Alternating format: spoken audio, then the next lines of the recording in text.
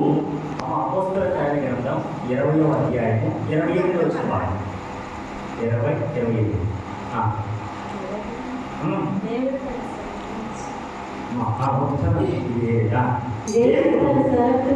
తన స్వరక్తమిచ్చి సంపాదించిన తన సంఘమును కాయుటకు దేవుడు తన స్వరక్తమిచ్చి సంపాదించిన తన సంఘం. దేవునికి స్తోత్రం. హల్లెలూయా.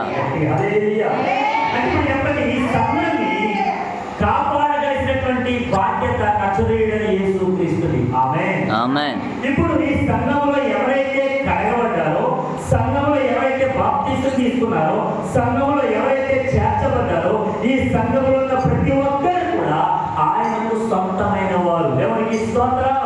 ఇప్పుడు ఈ సంఘము ఎవరిని అడిగితే యేసుక్రీస్తు ప్రభువు వారు తన స్వరక్తమిచ్చి సంపాదించిన సంఘం. ఆమేన్. హల్లెలూయా. తన స్వరక్తాన్ని మనందరి కొరకు దారపోసిన సంఘ అధ్యక్షుడు, సంఘ కాపరి, సంఘమునకు శిరస్సు నజరేయుడైన యేసుక్రీస్తు. దేవునికి స్తోత్రం. హల్లెలూయా.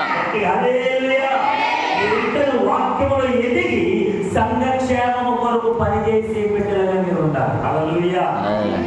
చిన్నపిల్లలు వాళ్ళకి ఏమి రాకపోతే కనుక అమ్మ దగ్గర తీసుకొని దాన్ని హత్తుకొని ఆ బిడ్డకి అన్నం తినిపిస్తా ఉంటారు. కొంచెం వయసు వచ్చిన తర్వాత ఏం చేస్తారు? తినిపిస్తారా? తినిపించడం.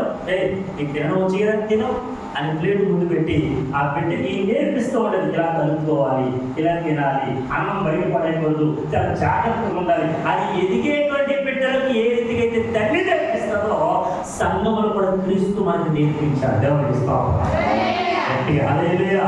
క్రీస్తు మనకు మాదిరి చూపాడు. అనగా ఆయన ఎటువంటి ప్రేమనైతే చూపించాడో ఆ ప్రేమను మనం కూడా చూపించాలి. ఆమె యేసు ప్రభు ఏ రీతిగా బోధించాడో ఆ రీతిగానే సంఘ కాపులు బోధించారు. యేసు ప్రభు ఏ రీతిగా స్వస్థతకాలు చేశారో ఆ రీతిగానే స్వస్థతలు జరుగుతున్నాయి. ఆ రీతిగానే యేసుక్రీస్తునందు విశ్వాసం ఉంచిన వారిగా మనందరం ముందుము గాక. దేవునికి స్తోత్రం. హల్లెలూయా. సంఘ కాపులు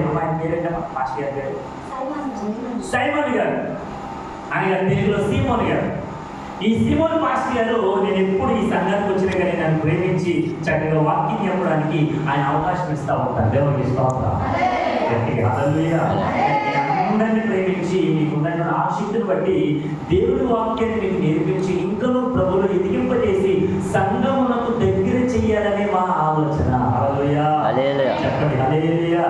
అపోస్తలుడైన పౌలు ప్రతి సంఘమునకు వెళ్ళి ప్రతి సంఘములో ఉండేటువంటి సేవకులతో మాట్లాడి ఆ సంఘ విశ్వాసుల దగ్గరికి వెళ్ళి వాళ్ళతో మాట్లాడి వాళ్ళందరినీ మన సంఘములకు చేర్చే తప్ప కొత్త సంఘాలు కట్టలేదు.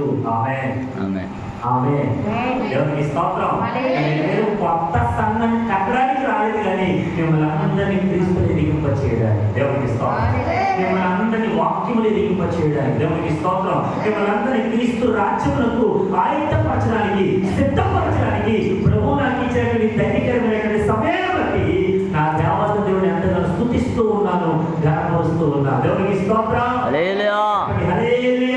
దేవుని మిమ్మల్ని అందరినీ దీవించును గాక, బలపరచును గాక, ఆశీర్వదించును గాక, నెమ్మదినిచ్చును గాక. ఈ గ్రామంలో ఉన్నవారందరూ ప్రభు మార్చును గాక, అధికారులను మార్చును గాక, సంఘంలో ఉన్నవారందరూ ప్రభు చేర్చును గాక. వారందరికీ ప్రతి అవసరత ప్రభు యేసు నామములో తీర్చును గాక. హల్లెలూయా. కొన్ని నిమిషాలు వాక్యాన్ని మీకు బోధించి నేను త్వరగా ముగిస్తాను. చదవండి పరిశుద్ధ లేఖనాలు ఒకసారి మనం జ్ఞాపకం చేసుకుందాం.